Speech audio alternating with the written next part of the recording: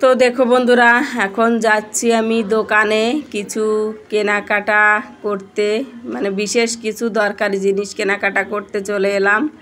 তো কি কি কেনাকাটা করব অবশ্যই দেখাবো তোমাদেরকে। আর তার আগে বলি, কালকে বাজার থেকে ছেলে মেয়ের জন্য কি কি কেনাকাটা করে নিয়ে এসেছি সেগুলো আজকের ব্লগে তোমাদের সঙ্গে শেয়ার করব। তো ব্লগটা দেখতে থাকো, তাহলেই জানতে পারবে, বুঝতে পারবে। তো বন্ধুরা, কেমন আছো তোমরা সবাই? আশা করি ভালোই আছো, যে যেখানে আছো সুস্থ আছো। আর তোমাদের আশীর্বাদে ভালোবাসায় আমরাও ভালো আছি, সুস্থ আছি।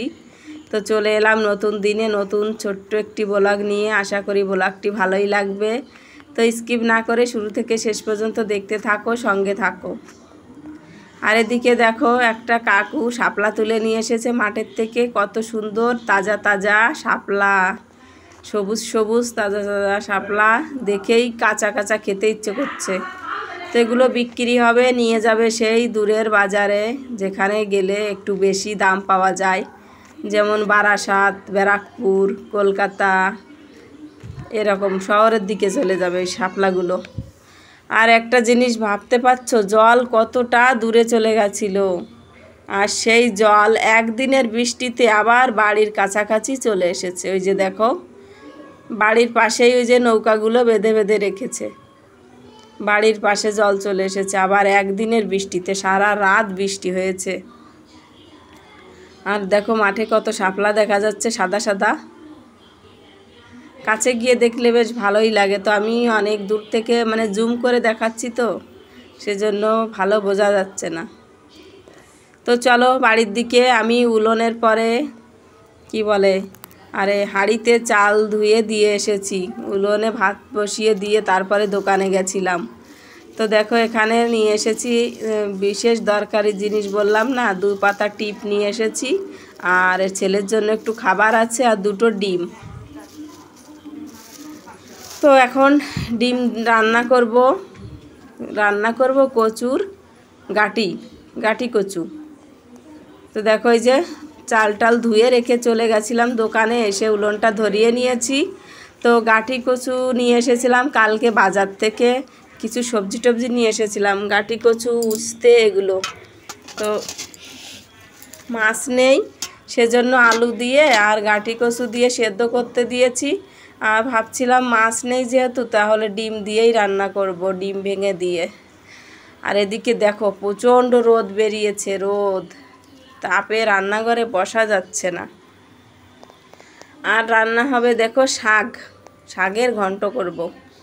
এখন শাকের ঘন্ট আর হচ্ছে কচুর গাঁটি ডিম দিয়ে একটা তরকারি হবে। তো চলো একটু একটু রান্না বান্না শেয়ার করি তোমাদের সঙ্গে। তো দেখো এখানে রাঁধুনি সোমবারা দিয়ে দিয়েছি, তেলটা গরম হলে আর দিয়ে দিচ্ছি পেঁয়াজ রসুন শাকের ঘন্ট করার জন্য। অনেকে মাছ দিয়ে রান্না করে, কিন্তু যেহেতু মাছ নেই সেজন্য আমি পেঁয়াজ রসুন দিয়েছি ঘন্টর জন্য, আর রাঁধুনি সোমবার দিয়েছি। পেঁয়াজটা একটু লাল লাল করে ভেজে নিয়ে তারপরে শাকগুলো দিয়ে দেব। শাকের ঘন্টতে কি বলে, আতপ চালের গুঁড়া গুলিয়ে দিলে ভালো হয়, খেতে বেশ ভালোই লাগে। তো দেখো লবণ হলুদ দেওয়া হয়ে গেছে, আর শাকটা কত কম হয়ে এসেছে দেখতে পাচ্ছ। লঙ্কাও দেওয়া হয়ে গেছে, লবণ হলুদ লঙ্কা সমস্ত কিছু দিয়ে ভালো করে এই যে মিশিয়ে নিয়ে এখন ঢেকে রেখে দিচ্ছি। তো রান্না বান্না শেষ, এখন ঘরে চলে এসেছি। আর দেখো আমার দুষ্টুটা চপ্পল পরেছে। ও মাছ বেচতেছে, তেলাপিয়া মাছ। কি বিক্রি করতেছে বাবা? তেলাপিয়া মাছ।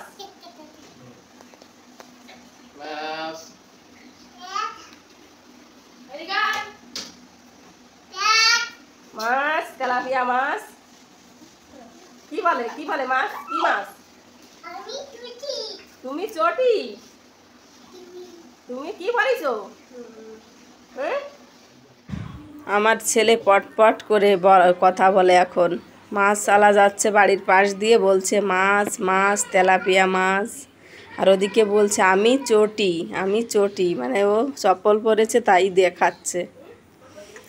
আর এদিকে দেখো রান্না বান্না করে নিয়ে এসেছি, কচুর গাঁটি আর ডিম ভেজে দিয়ে তারপরে রান্না করেছি, হেভি লাগে খেতে।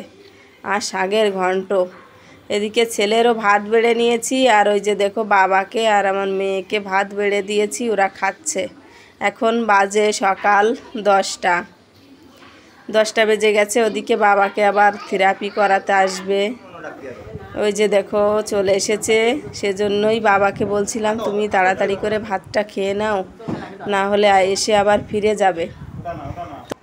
তো একটা জিনিস তোমাদেরকে বলাই হয়নি, এই যে মেশিনটা দেখতে পাচ্ছ, এই মেশিনটা ভাই অর্ডার দিয়েই কিনে নিয়ে এসেছে।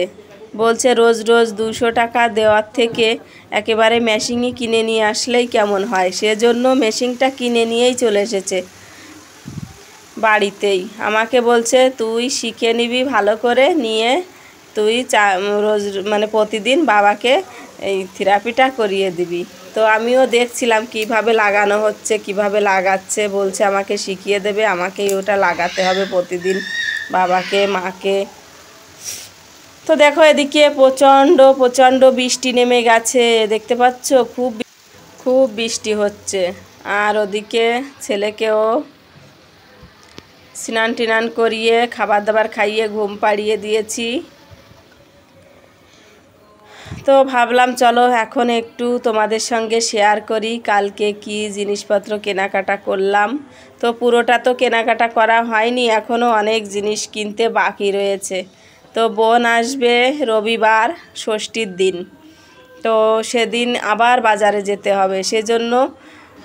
সেজন্য অল্প কিছু কেনাকাটা করে নিয়ে চলে এলাম সেদিন।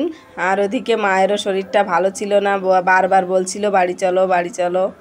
তো বেশি কিছু কেনাকাটা করতে পারিনি। তো ওখানে মেয়ের একটা প্যান্ট দেখতেই পেলে আগে দেখালাম। আর এদিকে দেখো ছেলের জন্য গেঞ্জি প্যান্ট কেনা হয়েছে, খুব সুন্দর, একদম নরম, জানো তো হাতের মধ্যে চলে আসছে, এত সুন্দর গেঞ্জি সেটটা। এইটাও দেখো এই যে ছেলের জন্য। তো একটা দিয়েছে কাকিমারা, আর একটা এই যে দিয়েছে বাবা। এইটা মা টাকা দিয়েছিল তো নিয়ে এসেছি, এখনও ছেলের কেনাকাটা করতে বাকি রয়েছে। আর এদিকে দেখো এটা মেয়ের জন্য কিনেছি। তো তো পড়তে টড়তে যায়, সব সময় ওর জামা কাপড়ের একটু বেশি দরকার হয়। তো দেখো দুটো জামা নিয়েছি ওর জন্যই, যে প্রাইভেট পড়তে যায়, এদিক ওদিক যায়, তো লাগে দুটো নিয়েছি। আরও বাকি রয়েছে, আবারও কিনতে হবে। তো ওর বলেছি মাসি আসলে তারপরে আবার বাজারে যাব। তো দেখো এদিকে একটা প্যান্ট নিয়েছি, এই যে প্যান্ট। আর মেয়ে জানি না কোথায় যেন দুটো ওড়না দুটো প্যান্ট রেখে দিয়েছে, খুঁজে পাচ্ছি না। আর এদিকে দেখো এই যে এইটা আমার জন্য কিনেছি, কেমন লাগছে? কেউ পছন্দ করছে না, বলছে ভালো হয়নি। তোমরা বলো তো কমেন্ট করে এটা কেমন হয়েছে। আমি চুড়িদারটার পরি না, অনেক দিন বিয়ের পর থেকে চুড়িদার আর পরাই হয়নি, 19 বছর বিয়ে হয়ে গেছে, তো চুড়িদারটার পরা হয়নি। এই কিনে নিয়ে আসলাম। মেয়ে বলছে মা সবাই পরে, তুমি পরো না কেন?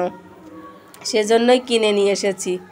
তো দেখি পরবো, আমার তো খুব লজ্জা লাগছে পরতে, অনেক দিন পরি না তো। আর এদিকে দেখো এই যে মেয়ে চপ্পল কিনেছে, এই যে হালকা পাতলা, ও বেশি উঁচু চপ্পল পরতে চায় না। তো ওর পছন্দ মতনই কিনে এনেছে। 350 টাকা নিয়েছিল। চপ্পল জোড়া কেমন হয়েছে, মানে পুরো বাজারটা কেমন হয়েছে অবশ্যই কমেন্ট করে বলো।